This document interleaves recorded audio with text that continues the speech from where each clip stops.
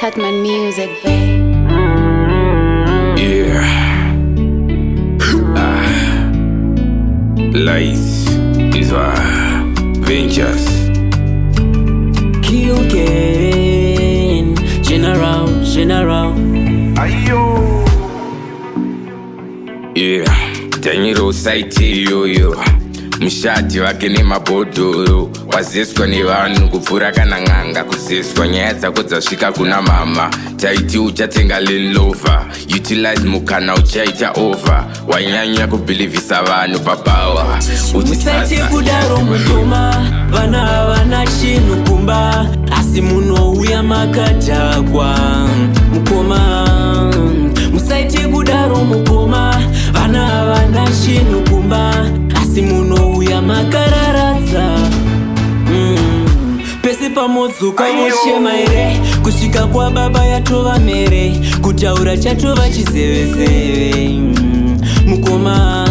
Pese pamosvika voshema here. Kudzoka kwa baba yatova mere. Kutaura chatova chizevezeve chatova chizevezeve. Mungu makadhakwa henyu asi mukadzi anoroverwe. Vana vese votiza pamba masvika mukoma magova shumba here.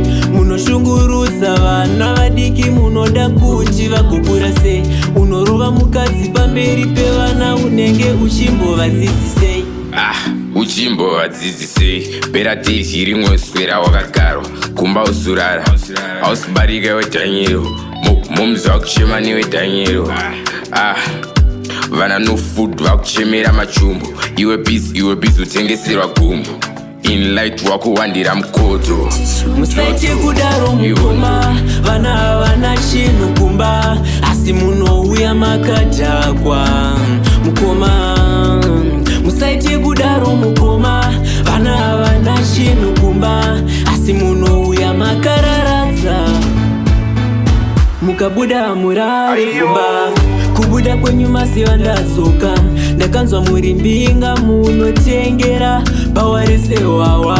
Hakuna mbinga inotakwa kumba vana vaine zara. Moyo wenyu haurwadzere muchiona misodzi yevana vamakazvara. Hana yenyu ngairove mukoma. Inzwa isisi nemoyo wekuzvara.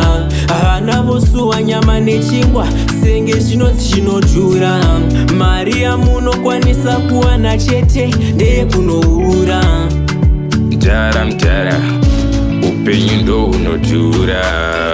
Musaite kudaro mukoma. Vana havana chinhu kumba. Asi munouya makadhakwa mukoma. Musaite kudaro mukoma. Vana havana chinhu kumba. Asi munouya makararadza.